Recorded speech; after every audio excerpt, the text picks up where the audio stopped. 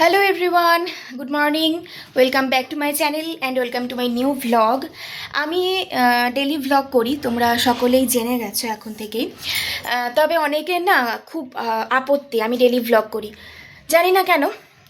অনেকভাবে আমার মনটা ভেঙে দেওয়ার চেষ্টা করছে, যেটা আমার ভীষণ খারাপ লেগেছে। একসময় ভেবেছিলাম তারা হয়তো আমাকে সাপোর্ট করে, বাট কিছু ঘটনার পরে আমি জানতে পারলাম যে তারা চায় না আমি ডেলি ভ্লগ করি। আমার দ্বারা যেটা সম্ভব আমি তো সেটাই করব, তাই না? আমার মনে হয় যে যে মানুষটা যে কাজটা করে খুশি থাকে, ভালো থাকে, তাকে সেই কাজটা করতে দেওয়া উচিত, যদি সে কাজটা খারাপ না হয়। তো আমার মনে হয় আমি কোনো খারাপ কাজ করছি না, আর খারাপ কাজ যেহেতু করছি না, আর এই কাজটা করে আমি খুব ভালো থাকি, খুব হ্যাপি থাকি।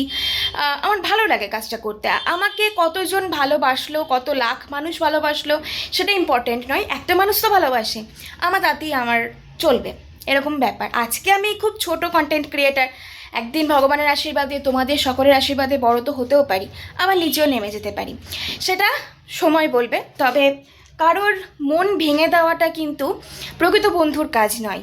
তার পাশে থেকে আরও সাহস জোগানো, শক্ত হাতে তার হাতটা ধরে এটা বোঝানো উচিত তুই যা করছিস ঠিক করছিস, আর একটু ভালো করার চেষ্টা কর, যাতে তোকে একজন না 100 জন চিনবে, 1000 জন চিনবে, লক্ষ মানুষ তোকে চিনবে।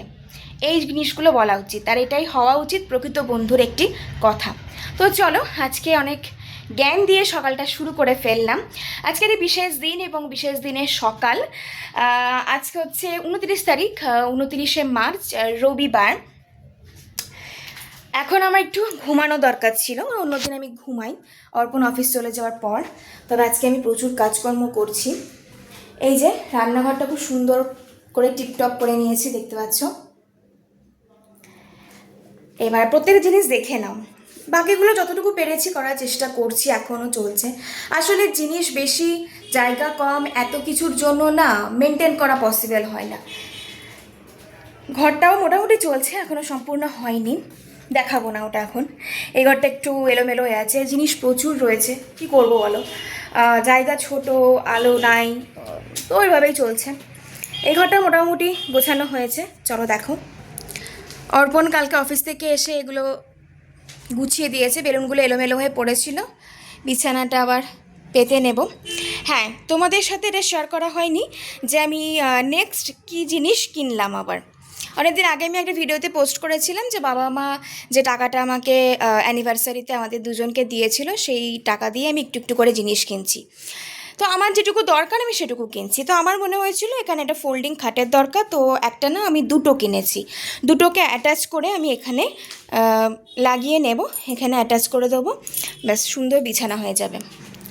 আমার কাছে আমার সংসারে যেটা দরকার আমি সেটাই করব, অন্যদের কথা শুনে আমি আমার সংসার চালাবো না। আমার এটাই সিদ্ধান্ত, এটা আর কিছুই না।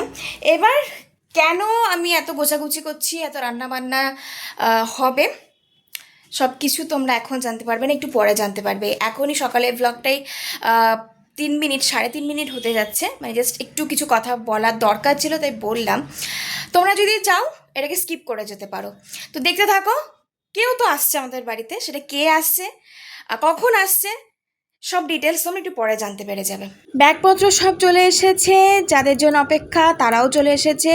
এই দেখো আমার বাবা মা এসেছে, আর এখনও অবধি এইটুকুই শেয়ার করছি, নেক্সট ব্লগে বাকি শেয়ার করবো। বাই।